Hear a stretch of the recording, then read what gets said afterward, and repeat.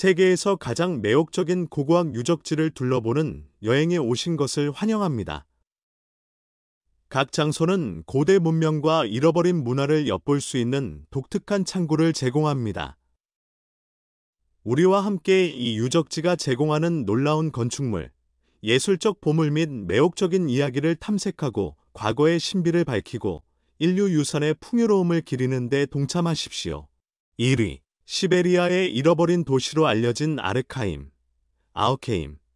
러시아 남서부 카자흐스탄 국경 근처 남부 우랄 지역에 위치한 수수께끼의 매혹적인 고고학 유적지입니다.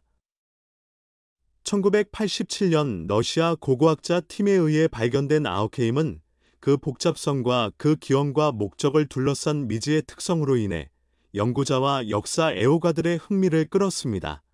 아우케임의 발견은 우연이었습니다. 고고학자들은 저수지로 적합한 장소를 찾기 위해 이 지역을 탐험하던 중 이 고대 요새 도시의 유적을 발견했습니다. 발굴 작업이 진행되면서 아르카임은 최초의 인도 유럽 문화 중 하나인 신타슈타 페트로프카 문화에 속하는 기원전 1세기경 청동기 시대 정착지라는 것이 분명해졌습니다. 아우케임은 진보된 도시 디자인이 돋보입니다. 도시는 정착지를 보호하는 두 개의 동심원 벽이 있는 원형 구조를 가지고 있습니다. 흙과 나무로 지어진 벽은 공격에 저항하고 주민들에게 안전을 제공하도록 설계되었습니다. 성벽 내에서 도시는 주택, 작업장, 공용 공간을 수용하는 방사형 구역으로 구성되었습니다. 이 방사형 디자인은 세심한 계획과 고급 엔지니어링 및 건축 지식을 암시합니다.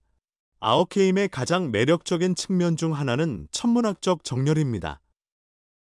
연구에 따르면 이 도시는 천문 현상과 관련하여 방향을 잡았으며 이는 건축자들이 천문학에 대한 깊은 지식을 가지고 있음을 시사합니다. 일부 연구자들은 아우케임을 천문대로 사용할 수 있다는 이유로 스톤헨지와 비교합니다. 구조물의 배열을 통해 동지와 춘분과 같은 천문학적 현상을 관찰할 수 있으며 이는 주민들에게 의식이나 달력의 의미를 가질 수 있습니다. 수많은 발굴과 연구에도 불구하고 아우케임은 여전히 수수께끼에 쌓여 있습니다. 도시가 왜 버려졌는지, 그 주요 목적이 무엇인지는 확실하게 알려져 있지 않습니다. 일부 이론에 따르면 이곳은 종교 중심지, 천문대 또는 군사 요새였을 수도 있습니다. 묘지와 유해가 없다는 점은 주민들의 일상생활과 장례 풍습에 대한 의문도 제기한다. 오늘날 아우케임은 고고학자와 관광객 모두에게 큰 관심을 끄는 장소입니다. 그것은 고대 러시아 역사의 상징이자 인도, 유럽의 과거를 엿볼 수 있는 창이 되었습니다. 이 유적지는 매년 수천 명의 방문객을 끌어들이고 있으며 이들은 유적을 감상하고 이 고대 도시의 수수께끼에 대해 생각해 봅니다.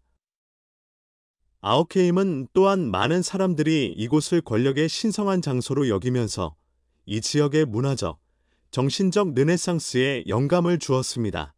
시베리아의 잃어버린 도시 아우케임은 고대 역사에 대한 우리의 이해에 도전하는 수수께끼로 남아 있습니다.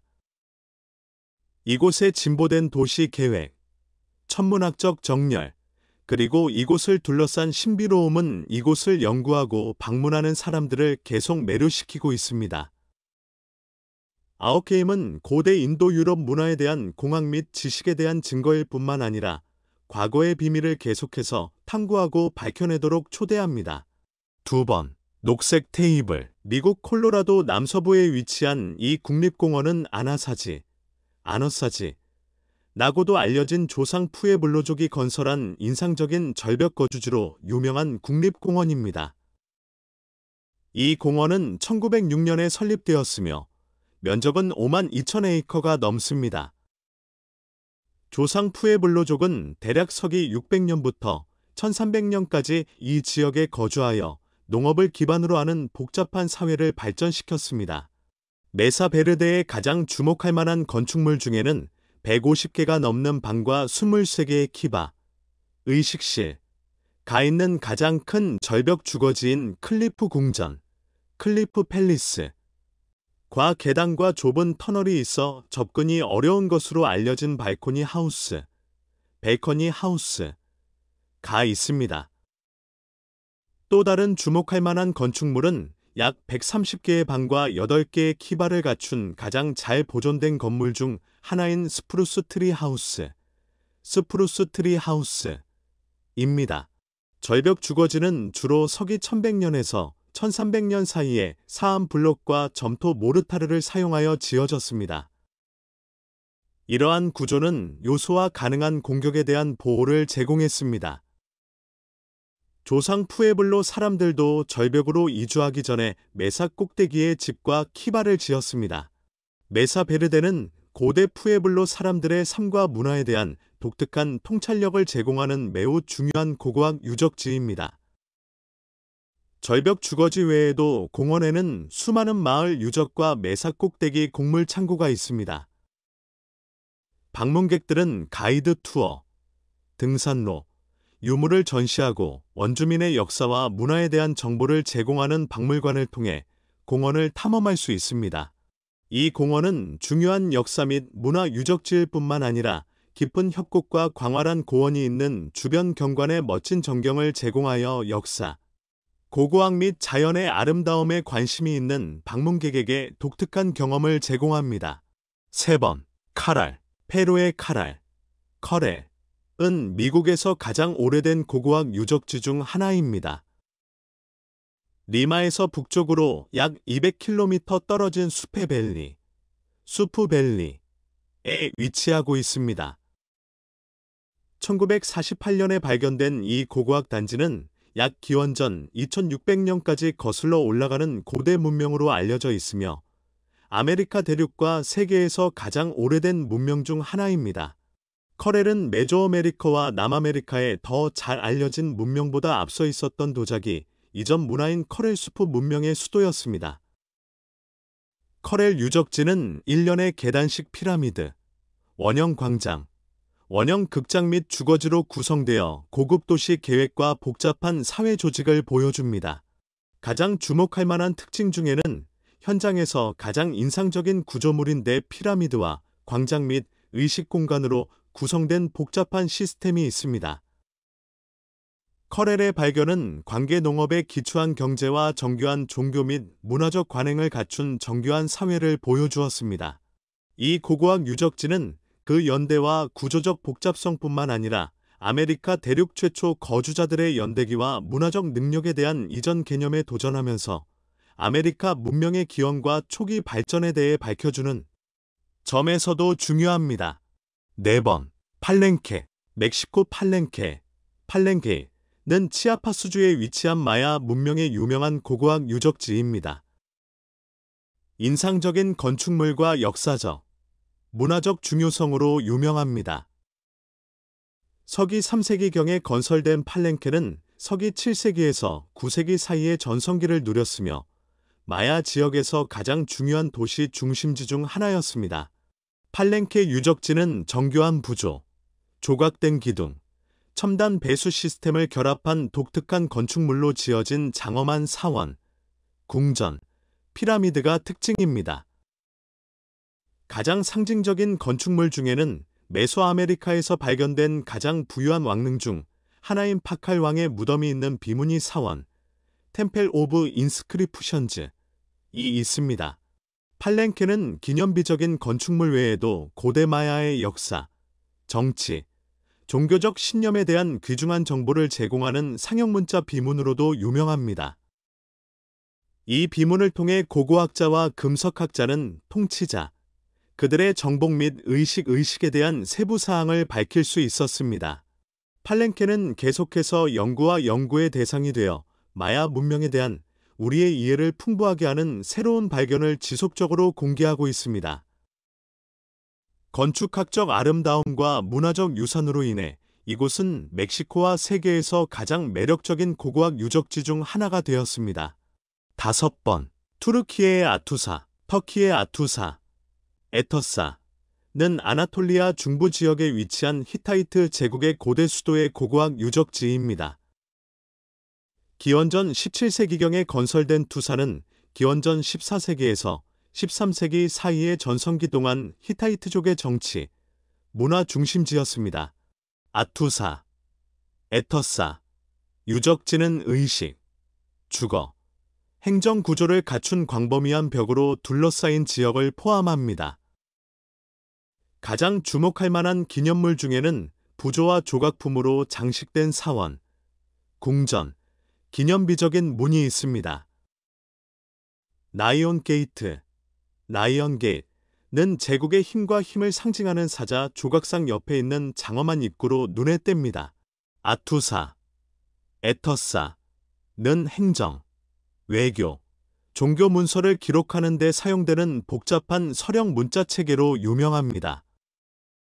서령 문자 서판의 발견은 히타이트의 정치 역사, 종교 관습, 국제 관계뿐만 아니라 수도의 일상생활에 대한 세부 사항에 대한 귀중한 정보를 제공했습니다.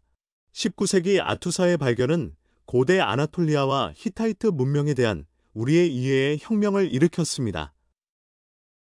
오늘날 이곳은 청동기 시대의 가장 영향력 있는 문화 중 하나를 흥미롭게 엿볼 수 있어 전 세계의 방문객과 학자들을 끌어들이는 유네스코 세계문화유산으로 지정되었습니다.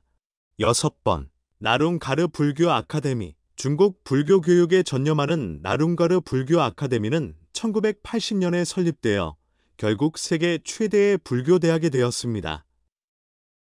이곳에는 불교 가르침을 연구하고 다양한 사회 봉사를 수행하는 약 4만 명의 승려가 거주하고 있습니다.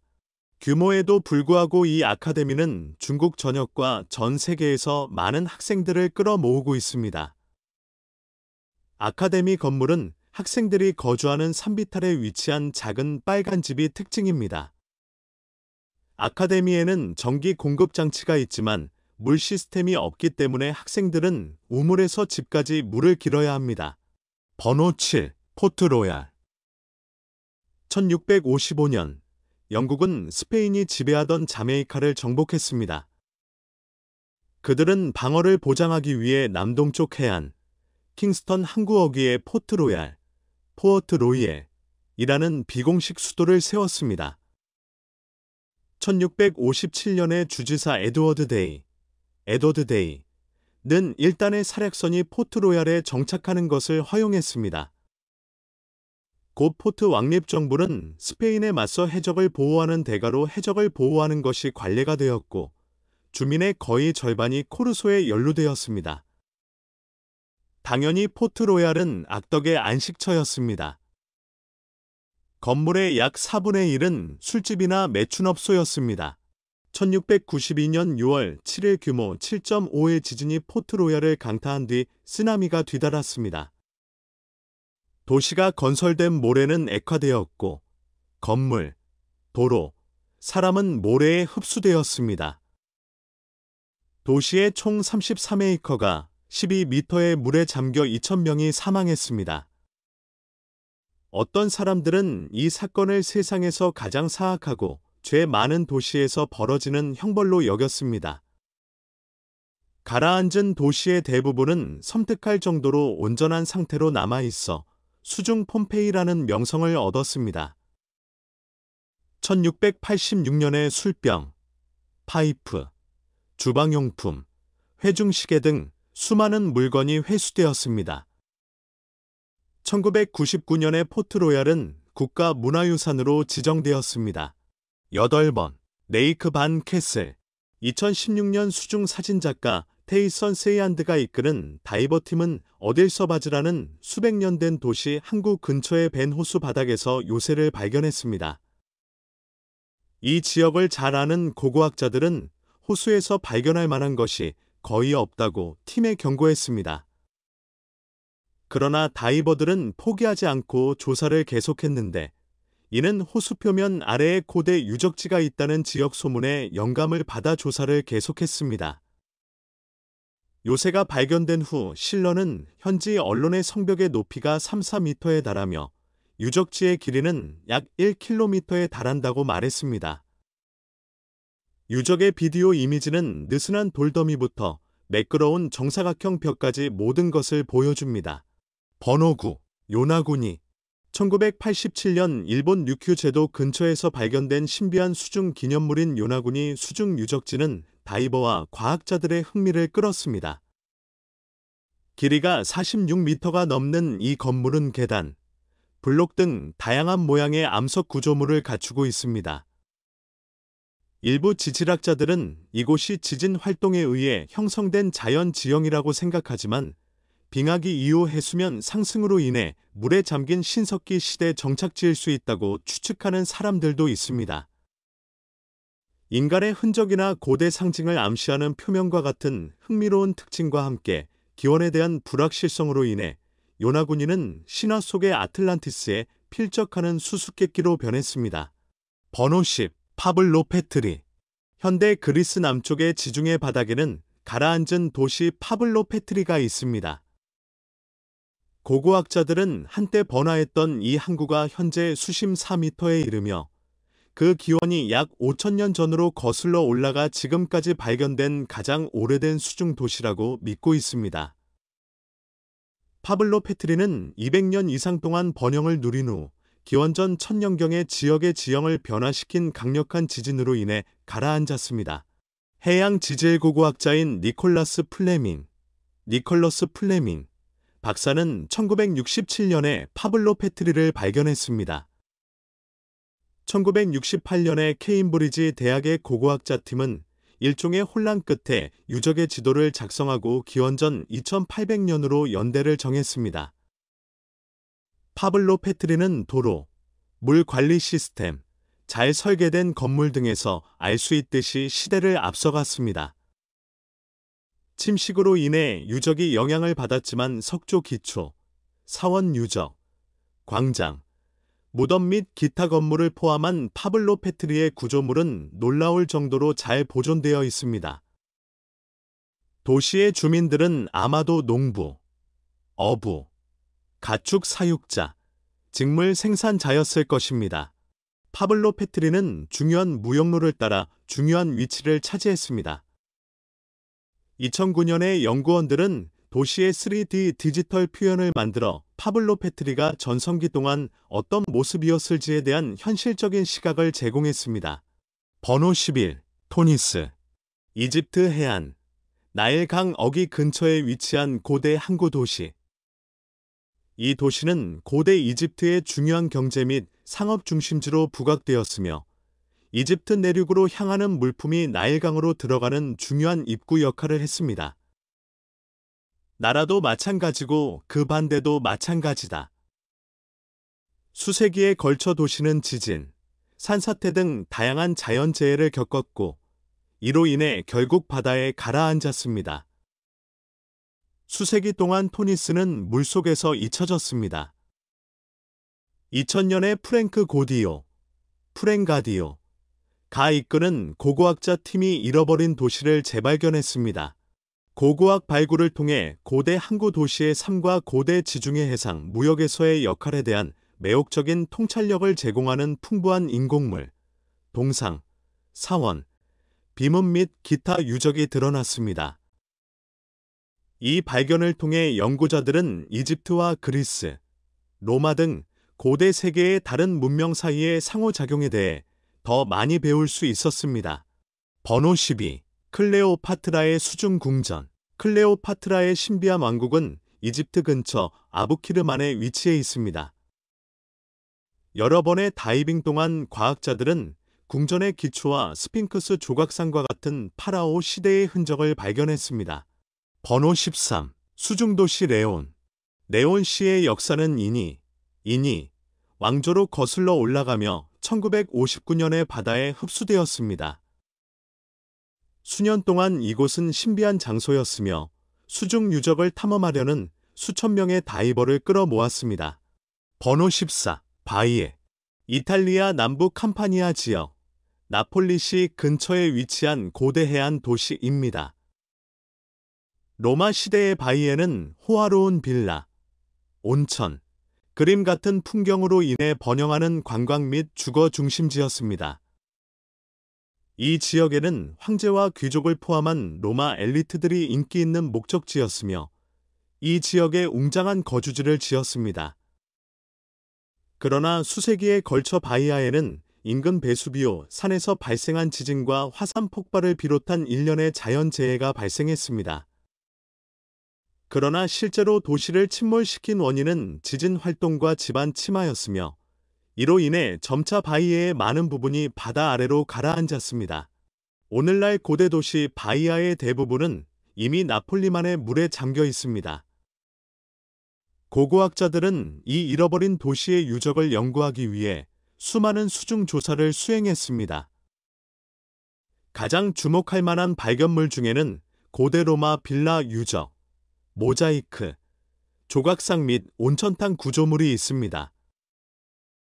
바이아 수중 유적은 고대 로마의 일상생활에 대한 매혹적인 통찰력을 제공하며 다이버와 수중 고고학자들에게 인기 있는 목적지입니다. 또한 일부 고고학 유적은 보존되어 있으며 지역 박물관을 방문하여 침몰한 도시의 영광스러운 과거를 엿볼 수 있습니다.